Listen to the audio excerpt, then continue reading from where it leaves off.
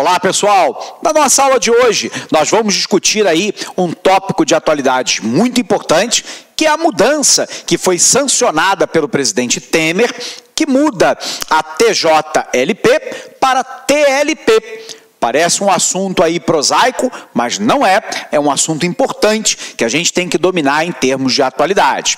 Então vamos lá, vamos falar um pouquinho a respeito desse tema.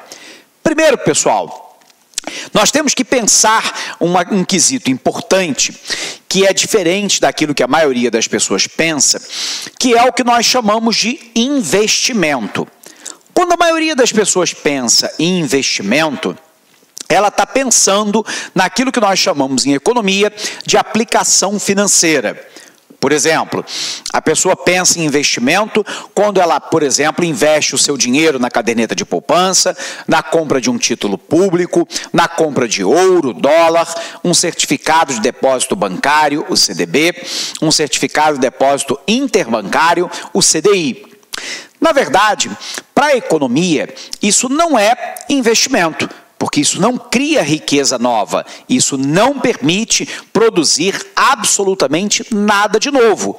E, portanto, como a gente sabe que o PIB é a soma de todos os bens e serviços finais produzidos por uma dada economia internamente durante um determinado período de tempo, uma aplicação financeira não gera acréscimo de bem e serviço produzido e, portanto, não gera riqueza acumulada. Nesse sentido, aplicação financeira é uma coisa, investimento é outra coisa. Quando nós falamos de investimento, nós estamos falando de formação bruta de capital.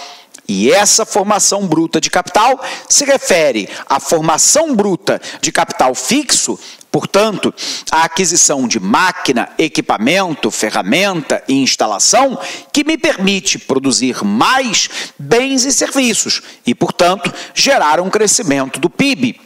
Ou ainda, a formação bruta de capital se refere à variação de estoque. Estoque é um bem produzido que está disponível para comercialização e, portanto, gera riqueza. Essa distinção é importante porque a gente vai ver que uma das variáveis do investimento é exatamente a taxa de juros. Então, vamos colocar isso na tela para você.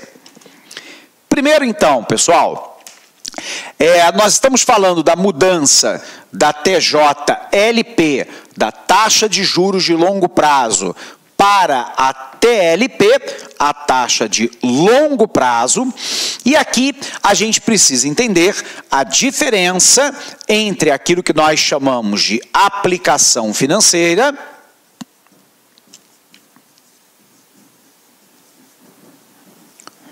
daquilo que nós entendemos por investimento. A aplicação financeira é basicamente quando nós temos a figura do poupador, ou seja, aquele que tem uma renda maior do que o seu consumo, e esse excedente de renda é aplicado para poder render juros. Então, a aplicação financeira pode ser num CDB, pode ser num CDI, corrigindo aqui, pode ser num CDI, pode ser num título público, e o objetivo do poupador é receber juros, multiplicando assim o seu patrimônio financeiro. Ok, isso aqui não gera nada de novo na economia. Por um outro lado, investimento em economia é igual à formação bruta de capital. Lembrando que capital em economia se refere a máquina, ferramenta, equipamento, instalação. A formação bruta de capital se divide lá em formação bruta de capital fixo, portanto lá, máquinas, equipamentos,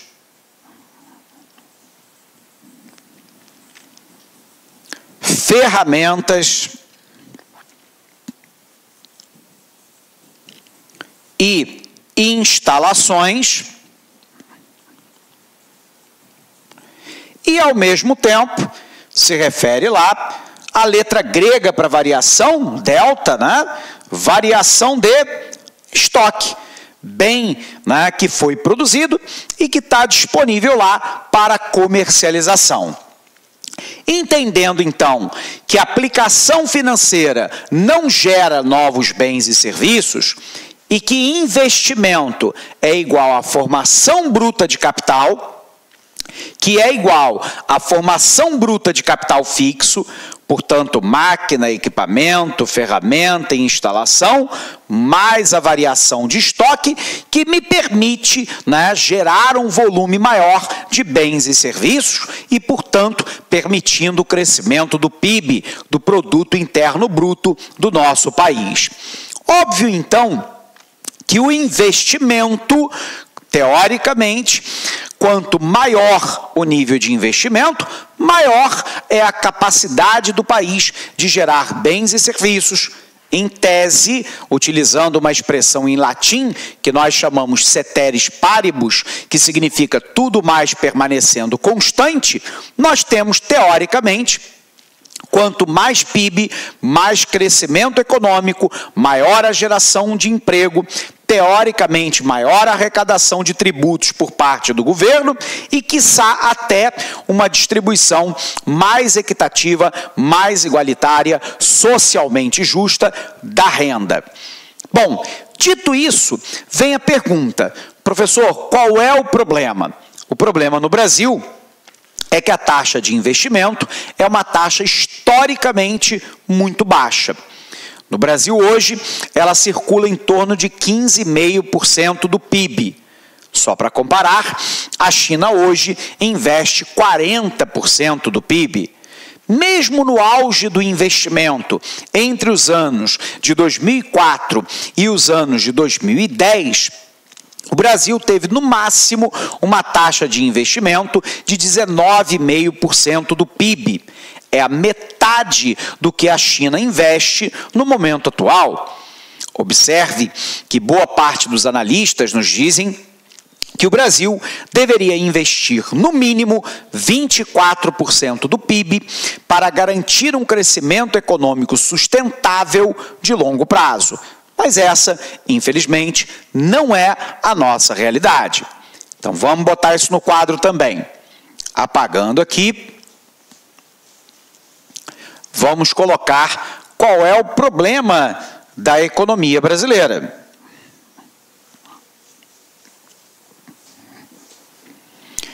Então, qual é o problema da nossa economia? O baixo investimento. Esse investimento está mais ou menos hoje em 15,5% do PIB. No período áureo, né? Vamos colocar aqui, no nosso período áureo, esse investimento ficou mais ou menos em 19,5% do PIB, o que ainda é considerado muito baixo se comparados, por exemplo, com a China, que investe atualmente 40% do PIB.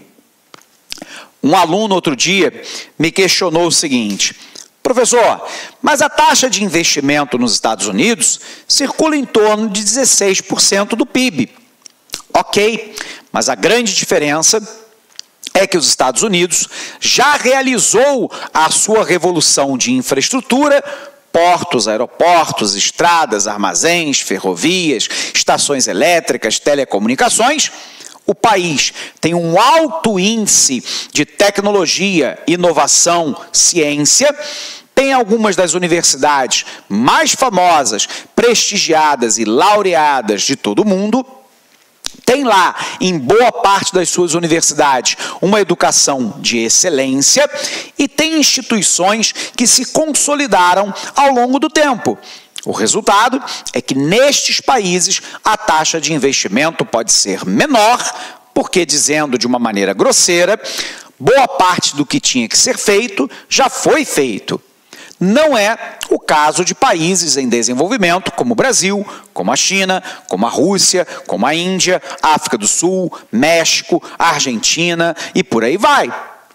Para esse grupo de países, a taxa de investimento tem que ser significativamente maior.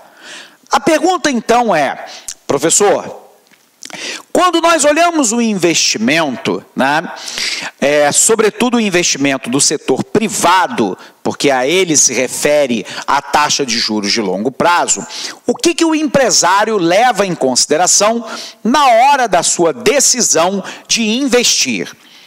Embora nós não tenhamos nenhum objetivo de fazer uma aula de economia aqui, nós sabemos que o empresariado olha pelo menos 3 variáveis. A demanda, sobretudo a de curto prazo, as expectativas e a taxa de juros. Então, vamos colocar no quadro para a gente discutir cada uma delas.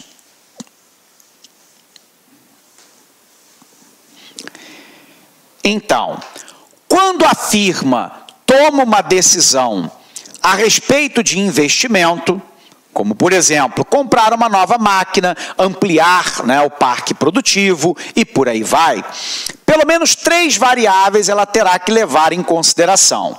A primeira variável é a demanda. A firma se pergunta, há demanda para o meu bem? Há demanda para o aumento da oferta do meu bem? Há uma demanda no mercado doméstico e internacional? Essa é uma pergunta-chave.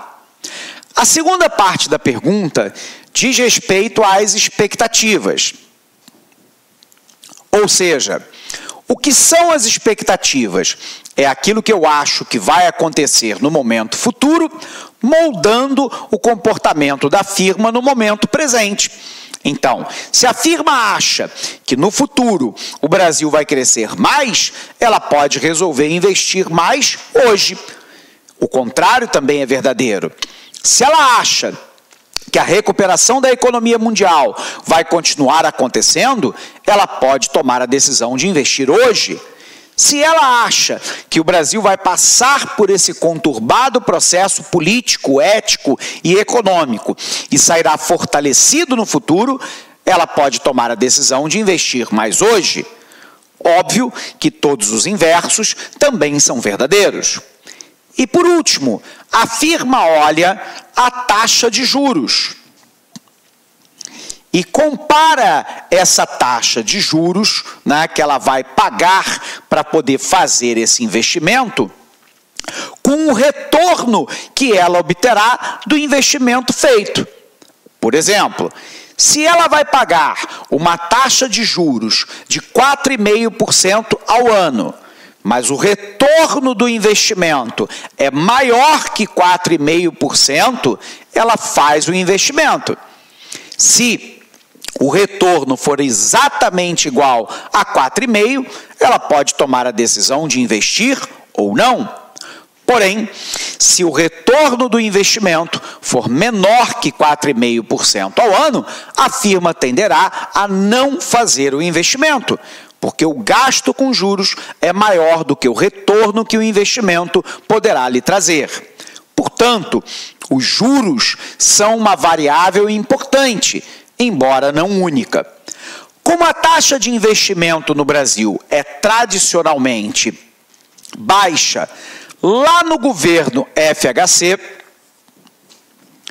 foi criada a TJLP, a taxa de juros de longo prazo, que é praticada, por exemplo, pelo BNDES. Olá, meus amigos, minhas amigas, sou o professor Luiz Antônio de Carvalho e com muito prazer, muita satisfação, estou aqui para apresentar o nosso super projeto pedagógico para o concurso do Banco da Amazônia, BASA 2018. Nós do Lá Concursos, nós elaboramos um curso online top de linha, top de linha, você pode ter certeza absoluta com esse nível de aula que você acabou de assistir. Essa videoaula é uma aula de divulgação do nosso curso do Basa. Nós temos aí muito mais videoaula, isso aí é apenas aí 30%, 40% aí, que 40%, 30% dessa videoaula da videoaula completa. Temos outras videoaulas que não estão disponíveis também no YouTube a título de demonstração. Nosso curso não é apenas videoaula, nosso curso nós temos projeto pedagógico, nós temos guia de estudos, nós temos o personal coach, que é o estudo em regime de metas, ou seja, personal significa pessoal e coach significa treinador.